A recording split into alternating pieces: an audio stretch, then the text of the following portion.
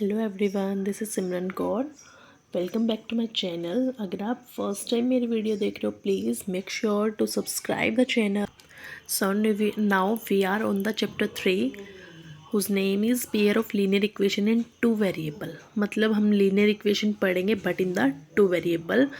तो यहाँ हम आज इंट्रोडक्शन करते हैं चैप्टर 3 का, जिसके अंदर फर्स्ट टॉपिक स्टार्ट है linear equation in two variable. Right, two variables. Variable तो एज वी नो वेरिएबल क्या है, जैसे आप मान लो एक्स है, वाई है, जेड है, कोई भी आपका वेरिएबल है। ठीक है, कुछ भी हो सकता है वेरिएबल। तो सिंपली हम अब तक करके हैं, जैसे एडिंग करनी है, एडिंग सिंपली x+4 में बोलूँ। ठीक है, ओनली वन वेरिएबल यूज़ है इसके अंदर, x यूज़ है मेरा, या मैं x² + 3x + 7। अब भी मेरा वेरिएबल तो x ही यूज़ है।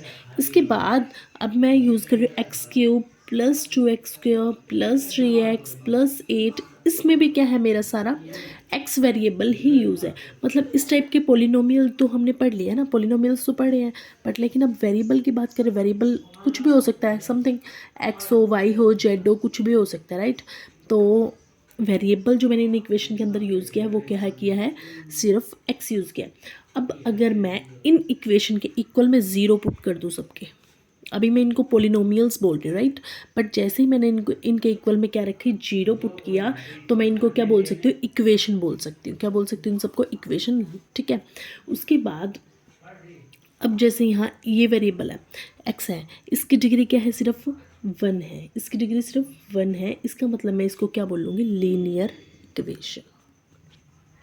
यहाँ पे इसकी मैक्सिमम डिग्री कितनी है, 2, इसको मैं बोलूँगी क्वाड्रेटिक इक्वेशन। एंड लास्ट इसकी डिग्री मैक्सिमम कितनी है, 3, इसको बोलूँगी क्यूबिक इक्वेशन।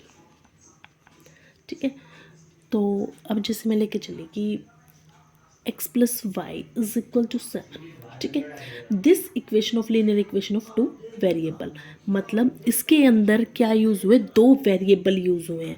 या फिर मैं बोलूँ 3x + 2y - 8 = 0। इस इक्वेशन के अंदर फिर मेरे वेरिएबल जो है वो कितने यूज़ हो गए, 2, क्योंकि x भी वेरिएबल हो गया और y भी वेरिएबल हो गया। ठीक है, ये सारी चीज़ क्या है, बेसिक है इसके अंदर, ये सारा बेसिक फॉर्म है। अब अगर लीनियर इक्वेशन टू वेरिएबल के अंदर हमारे पास क्या आएंगी, 3 पॉसिबिलिटीज़ फॉर्म होंगी। 3 possibilities can happen here that यहाँ पे एक ग्राफ आएगा, ग्राफिकली हमने उसको रिप्रेजेंट करना है। ठीक है, हम इन सब चीज़ को ग्राफिकली रिप्रेजेंट करेंगे। ठीक है, जैसे मेरे पास प्लेन है, XY प्लेन है। ठीक है, XY प्लेन मान के चल रहे हैं, इसके अंदर 3 पॉसिबिलिटीज़ हो सकती हैं। सबसे पहले क्या होगी, the 2 line will intersect at 1 point. मतलब दो लाइन सिर्फ एक ही पॉइंट पे इंटरसेक्ट होंगी। कैसे, जैसे ये मेरी x हो गया, ये y हो गया, इसके अंदर जैसे मैंने ये पॉइंट ले लिया। ठीक है, ऐसे तो यहाँ पे जो है मेरी ये दो लाइन क्या हो रही है, इंटरसेक्ट हो रही है। इंटरसेक्ट मतलब ये कट आउट कर रही है। ठीक है, यहाँ कट आउट हो गई, या मैं इन दो लाइन को इस लाइन पे मानूँ तो भी ये क्या कर रही है, कट आउट कर रही है। तो फर्स्ट कंडीशन मेरी क्या होगी, the 2 line will intersect at only 1 point. ठीक है, ये मेरी फर्स्ट कंडीशन हो गई। देन उसके बाद सेकंड जो कंडीशन आएगी, जैसे मैंने मान लिया अब मेरा XY प्लेन है, ये है। ठीक है, इसके अंदर अब जो सेकंड पॉइंट आएगा, लाइन जो होंगी मेरी दोनों वो क्या होंगी, पैरेलल होंगी। क्या होंगी, पैरेलल। मतलब द 2 लाइन्स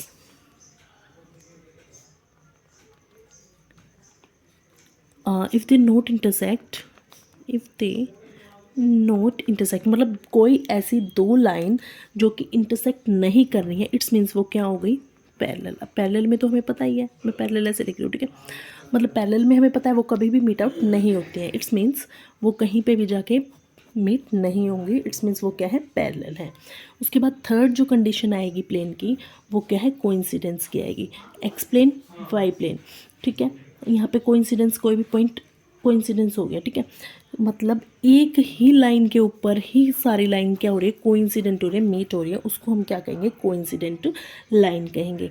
तो यहाँ हम बोलेंगे द 2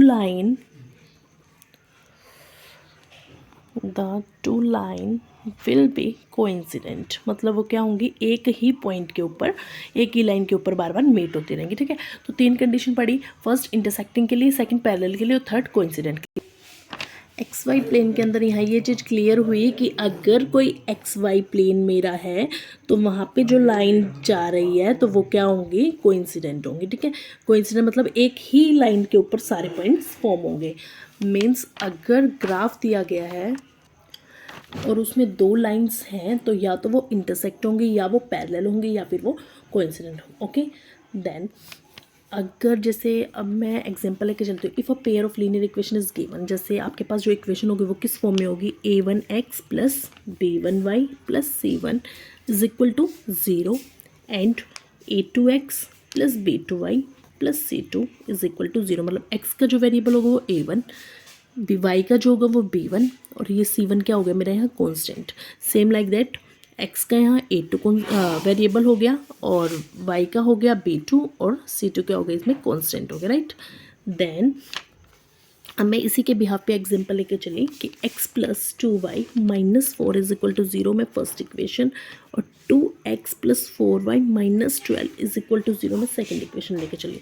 सो नाउ यहाँ पे अब क्या होगा कि मैं a1 b1 और c1 सेम a2 b2 और c2 की वैल्यू निकालूंगी तो a1 की वैल्यू क्या होगी, देखो यहाँ से मैच है। ठीक है, तो a1 की वैल्यू x का वेरिएबल कितना हो गया 1, b1 की वैल्यू कितनी हो गई 2, c1 की कितनी हो गई माइनस के 4।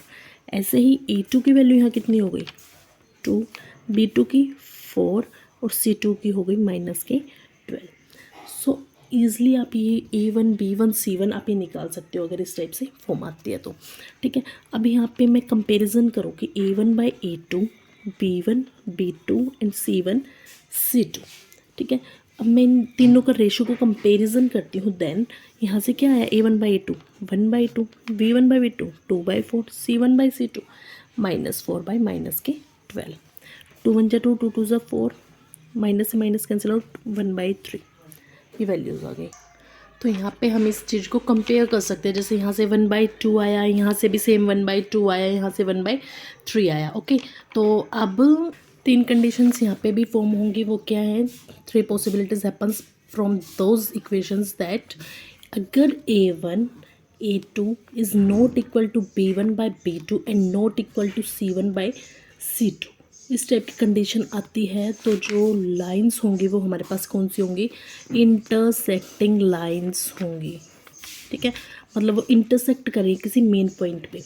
अब अगर हमें यहाँ से इंटरसेक्ट करके जो पॉइंट मिलेगा उसको हम क्या कहेंगे, यूनिक सॉल्यूशन।